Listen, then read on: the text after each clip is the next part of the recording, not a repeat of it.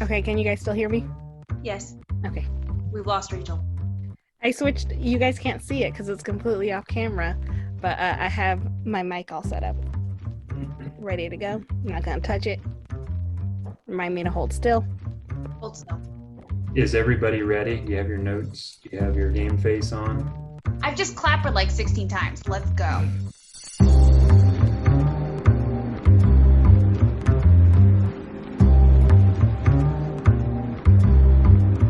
So, hello guys. It's been a while. I chose The Fall for everyone to view. It is a movie that I saw a long time ago, and kind of looking back when it came out, it had to have been pretty. Maybe a couple of years after it came out is when I actually watched it for the first time. And I remember absolutely loving that movie, like the strong visuals and everything. It was just so fanciful that I fell in love with it. And for a long time, it's kind of been sitting in my brain as something that would be a good fit for the film festival. And watching it again with fresh eyes was very interesting. The Fall, as you know, is a movie about a young girl who is in a hospital in the 1920s where she makes friends with a stunt man who has taken a spill and is stuck in the hospital too, and they become friends through storytelling. And that's how I'm going to choose to summarize this film. Nice. Love it.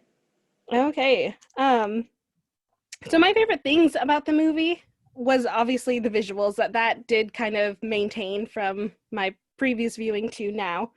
But I'm really want to actually kind of like get into talking about how this movie used storytelling through all of its layers. But possibly before we get to that, I'm wondering how you guys felt, or if there's anything that really kind of stuck out to you.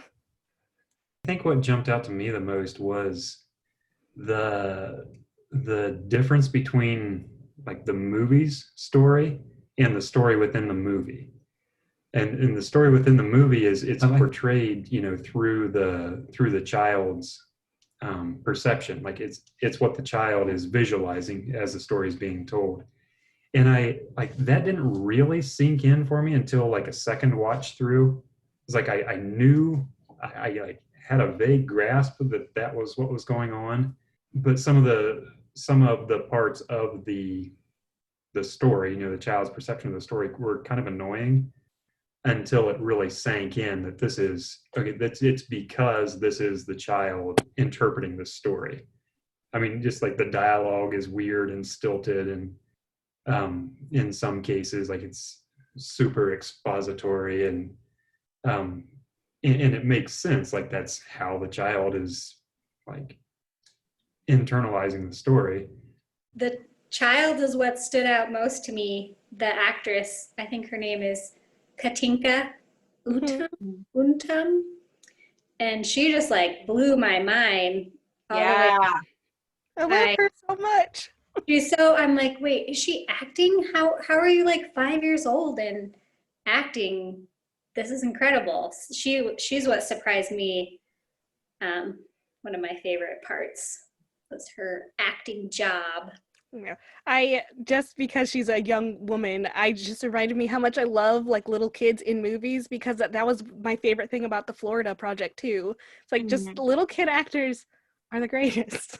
Yeah. Well, when they nail it and it's like their portrayal is very, very believable, when it's like you can just see that that's a neighborhood kid. Like that's not a kid pretending to be a kid. That is really a kid on the screen as they're naturally inclined to be. She was phenomenal. I mean, that is actually was going to be my thing that stood out in the most positive way for me in this film, is just that I thought her involvement, not just the way that the story was warped, in her imagination from what he told it, and I'm sure what he's imagining in his mind, which we're not really privy to, other than we can just kind of piece together how he would envision his own story.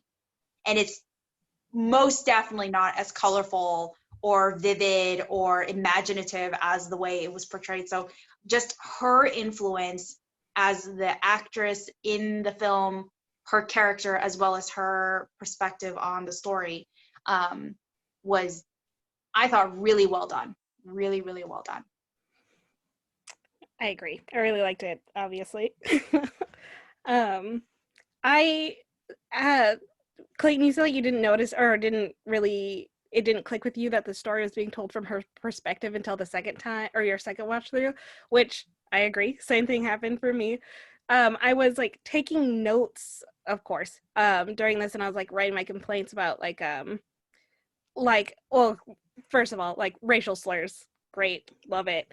But he keeps using this racial slur that's, for Native Americans, but then she's clearly envisioning an Indian man. I'm like, oh my God, they're using the slur and they're not even like using it right. And it was just like so irritating. And then I think that was just like, oh wait, hold on. This isn't him. This, like, that was kind of when it clicked for me that it was not as straightforward as, you want to think it is when you're sitting down to watch a movie. The same thing with Darwin's very fake sign language that he uses with the mystic, which is exactly how little kids do sign language. I was just like, but that is still something that I'm like grappling with watching movies that are movies that are set in different time periods that do have these period appropriate, really personally irking things where like I still don't know how to feel about that, basically. I was upset a little bit by the violence against the Black body. For me, there, especially the scene where the slave, he's no longer a slave, I forget his character name, is shot with all the arrows in his back. Mm-hmm. Visually stunning, but so disturbing. And you're like, why is this happening? And so I was like, here we are, Americans perpetrating violence against the Black body. And there is another scene when they're like kind of storming some building, and he had gone up the stairs, he was going to shoot it, and then like someone falls on top of him. And then it struck me when I was reading about the movie afterwards that the director, he's not approaching this storytelling from an American perspective. Mm-hmm. No, but like it's like you're superimposing what you have been taught is the American way to view films with, violence against Black bodies, but that had nothing to do, probably, we don't know, we weren't in Tarsem Singh's mind, but probably wasn't actually a factor in the way that he was portraying this character specifically. Yes. I agree with you, Rachel. That is something that and basically anytime it happens in a movie, I notice it, and it's something, I'm not going to say that I just kind of like move past or like accept and just like move on, but it's something I note, but it's so common that I don't even know what to do about it. I don't remember if this was like an American studio kind of film. I mean, it was obviously made for an American audience. The thing was set in America, mostly in English, but also like internationally, and within like the Indian culture, there's the whole colorism aspect too, where like even if it's not necessarily a race thing, there's definitely a color thing happening where Black bodies are always, or darker bodies are, cast as slaves. They are the ones that violence is perpetrated upon the most or most viscerally. And I think it's a valid note, honestly. It's like I said, it's something I noticed and don't even have it in me to get frustrated about anymore, but I don't forget. I'll say that. This movie was filmed over 4 years in over, I don't know how many different locations across 18 different countries. And there were no special effects, no digital effects used in this movie. It's all real locations. So everything that you see is a real place in the world. And that's part of what creates the childlike sense of imagination in it, because you just see like characters ride horses from these huge brilliant orange sand dunes straight to the Taj Mahal. Then they go out the back door and they're in this I don't know how to pronounce it, Chand Bowery, this giant step well with all these interlocking stair steps down the sides of the well in India. You know, so all of these just iconic locations are stitched together, so it seems like the entire world in this story is made up of these amazing locations, which I thought it was a super effective way to create that magical universe without using special effects, digital effects to, you know, create your world, and also cheaper than digital effects, no doubt. I don't know. I would question that. Yeah, Well, travel expenses are crazy. I think there definitely are some weak points in the story, and there are definitely some weak points in the even in the scenes. Well, like, okay, so there's some bad action, let's say. So let's say one of the scenes is an attack up this giant set of stairs. The action scene that ensues is just really awkward, like not good. Like there's a weird, wild sword swing, and then a bad guy falls down on top of one of the main characters on the stairs for an indeterminate, like a fairly long period of time. I guess they just lay there before anyone moves. And so it's one of those things where it's like, is that just a poorly crafted action scene, or is that supposed to be a child's perspective of an action scene?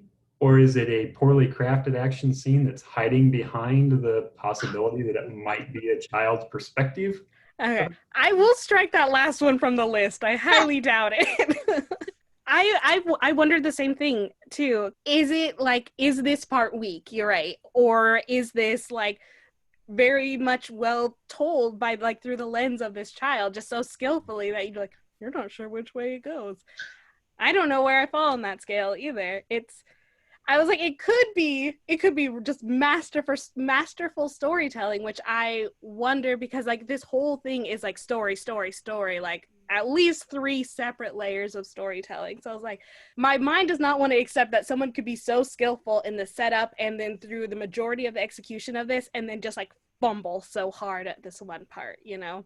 Yeah, I'm with you there. Like so much of it is so enthralling, I guess, in a way, that you just want to excuse anything that doesn't measure up. I have a question then. So this film being like a passion project and to be funded over the course of 4 years of all the different locations and all that, like I personally had a hard time, like, don't crucify me, Morgan, finding like the point of it though.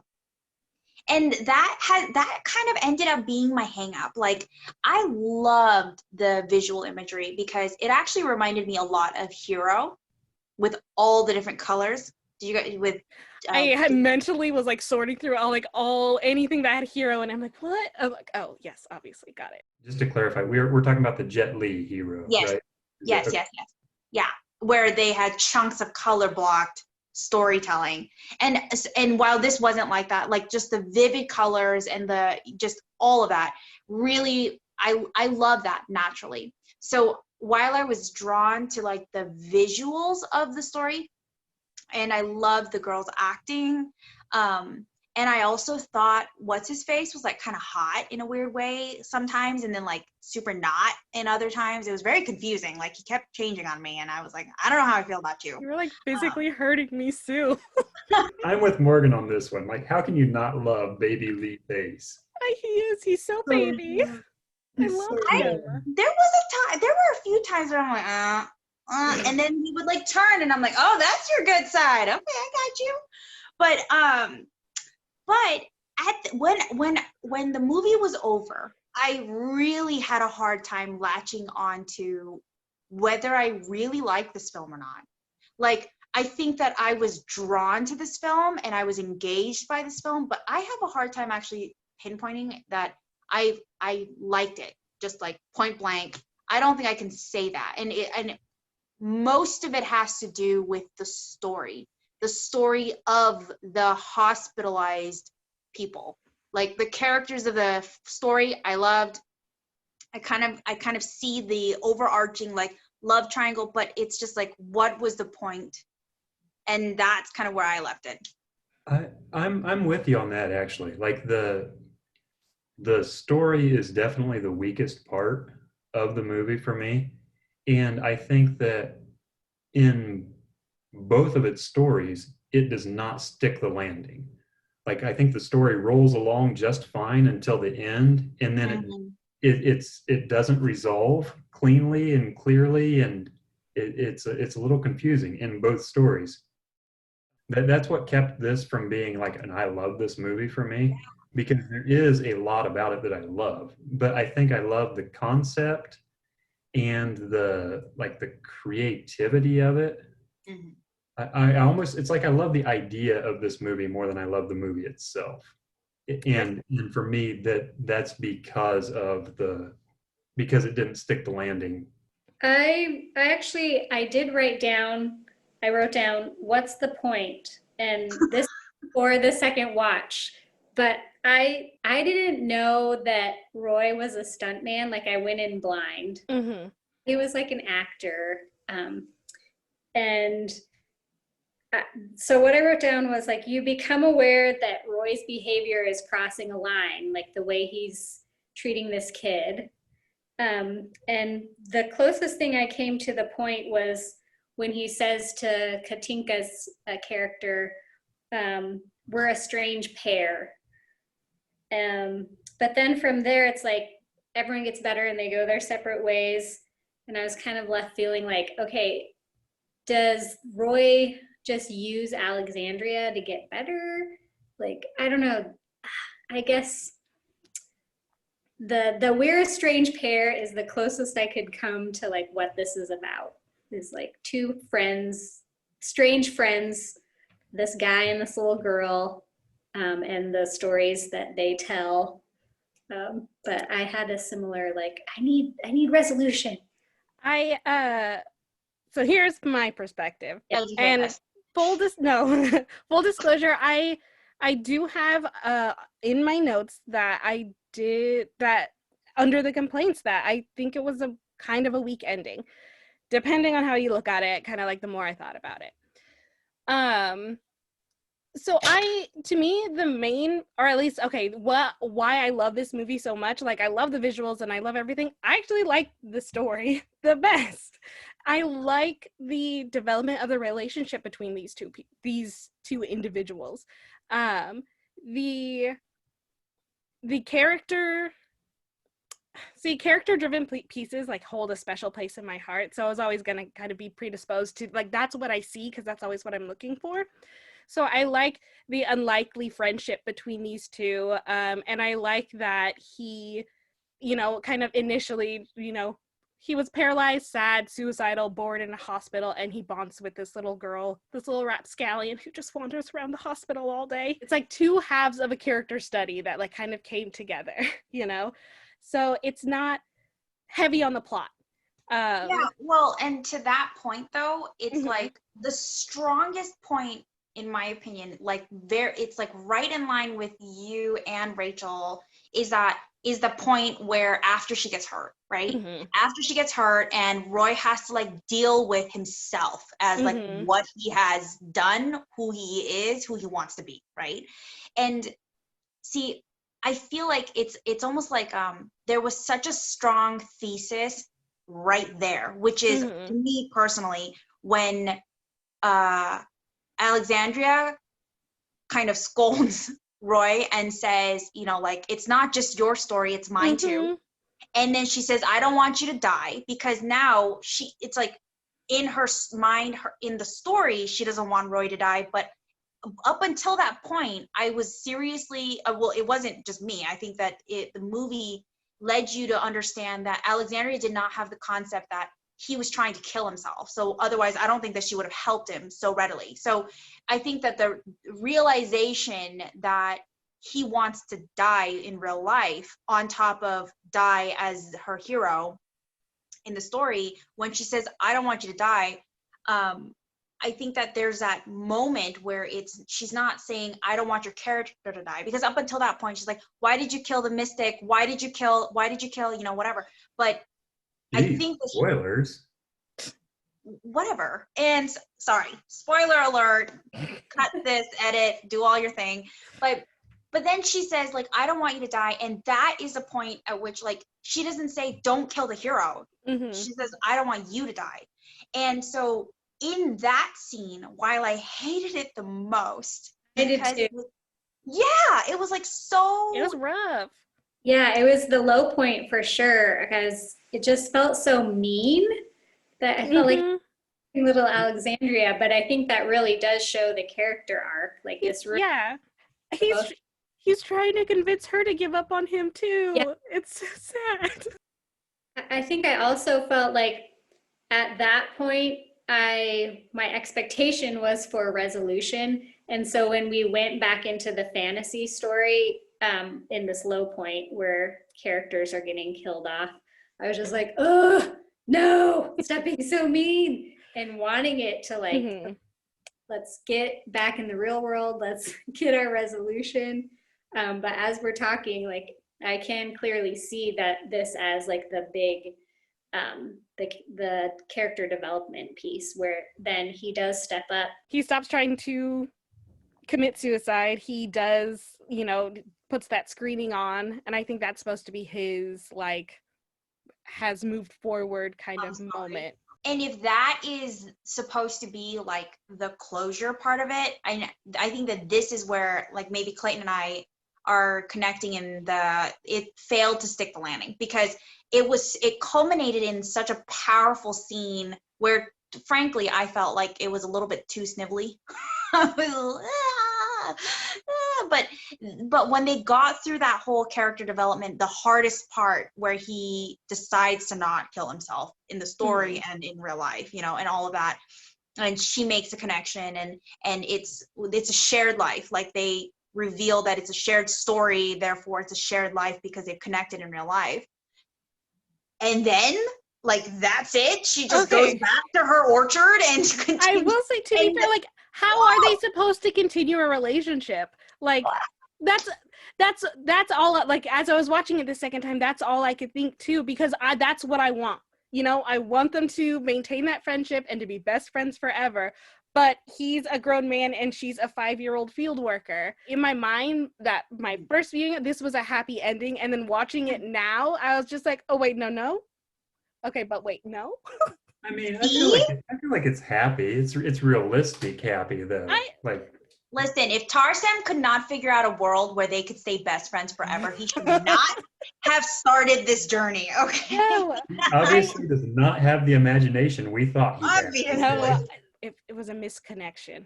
That's what it felt like. Because I feel like there's, like, a lot of people that you randomly bond with, and you don't get to fill out or, like, finish out that relationship. Summer camp friends, that stranger on the street. Some weird guy I donated blood with who was really funny.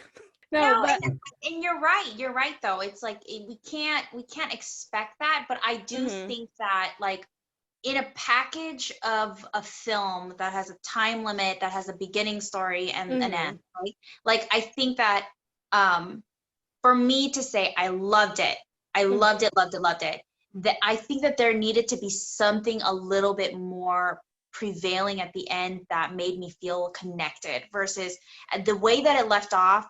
You're right, it's like witnessing a misconnection, right? And but then, so what? Like, what does that mean in my life? Like, yeah, I think that my issues with the ending were not that so much as the lack of clarity in the the resolving hospital scene where Lee Pace's character Roy is finishing up the story for Catinca's character Alexandria.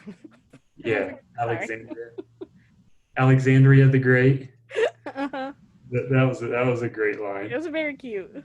And maybe it's just because I'm dumb and I don't understand stuff, because I was reading about it afterward, and one of the things I read was that when Roy and Catinca, and when Roy and Alexandria, I'll use both characters' names for continuity, and all the other hospital patients and staff were watching the movie, Roy's movie that he was injured during the filming of, I read something that said that his stunt was actually not in that movie. It's like, okay, like if that had been clear, that scene with them watching the movie would have landed differently. But as it was like they're watching the movie, and then there's the shot of a guy jumping onto a horse, and I couldn't tell it was not Roy jumping onto the horse. Like I couldn't tell that wasn't the stunt where he got injured, because I didn't know what the stunt was that he got injured. The closest we get is that gorgeous opening credits scene, the slow motion black and white with everything like that's happening on this 1920s era movie set. I loved that. I really did. But that didn't tell us what happened. To me, that scene implied that the stunt was over water, and then they had the ending stunt that was actually in the film was completely on land. And then Roy's face is kind of like his eyes are red rimmed, like he's holding back tears. And so I was like, wait, did they not use his scene? Like I was kind of tracking, but it wasn't totally confirmed for me. And so, okay, well, see, I thought it was going to be like Roy watching his scene on screen was going to be this big cathartic experience and like release him from the mental pressure of it. And then that wasn't making sense either. So I just couldn't put together what actually was happening. Well, but Roy's big problem wasn't the injury; it was his broken heart. Like that's exactly. Why also being paralyzed from the waist down. And well, he not wasn't. having a career. He ended up doing a ton of stunts later on, so he wasn't paralyzed. No. That was Alexandria's childlike mind assigning all of these stunts to him. So she saw one movie with him in it and then thought all stuntmen were him, the way that little kids do. Goodness, mind blown. I know, that changes so much. That was part of the frustration and the resolution. Was that? I don't think he ever recovers.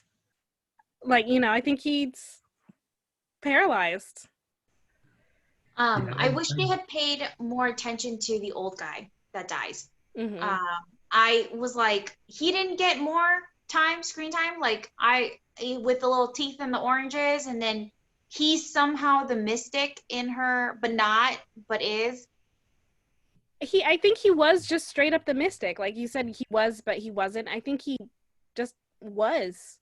I know that kind of towards the end, he turns into like the literal actor old man, but he's the one who taught her the magic words, and he, teeth power thing. So I think the whole character is supposed to be representative of him, even if it's not the same actor.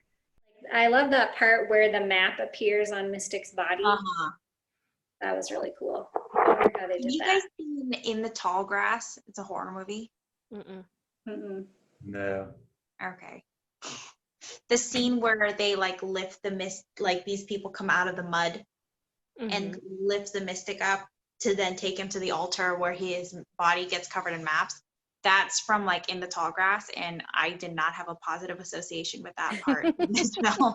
I will just say that right now. I was like, gross, not into it, not into this at all. Anytime I think about maps on skin, I think of Waterworld, because I'm pretty sure there's a scene where this guy has a tattoo on his skin, and then it gets cut off.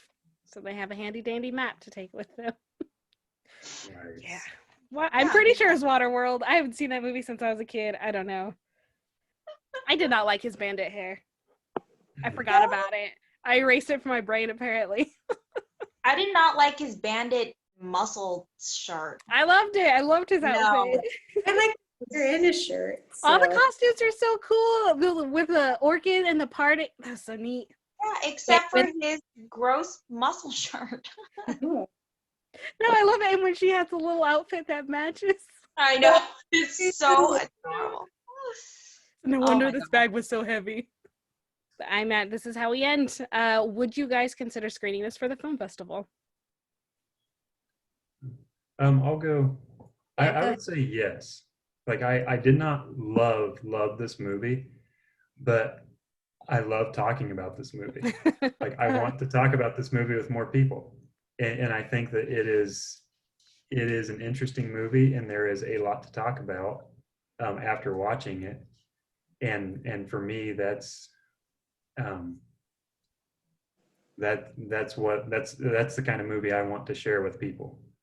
That's, So I actually would say yes for this one. I think my response would be very similar because there is so much to talk about. I love that.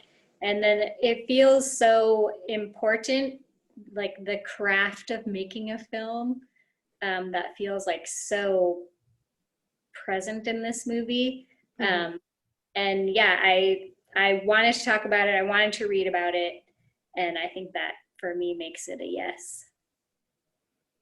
And I'm totally on board with that as well.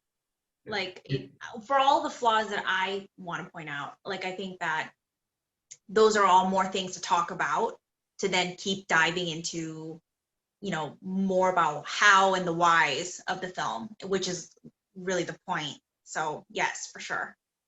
I'm gonna blow your guys' minds. I'm a no. Just kidding. Just kidding. You jerk. And then we would have Don't overruled do you that to anyway. us. Yeah, no, I even with my kind of like apprehension after rewatching it a second time, there are still so many things I love about it. And even though I mentioned this to you guys for us to talk about, and I did not bring it up at all, but like really the work of the I don't know what the term is. I don't know if it's a cinema, I can't even say it. I don't know if it's a filmography with the storytelling, within the storytelling was just so impressive to me. Like I have all these mental examples, but we didn't really touch on that, and that's fine. That's okay. It was We'll A do it in plus. outtakes. I think that was it. So now they can kiss. Now they Yes. can kiss. But first marriage. But first,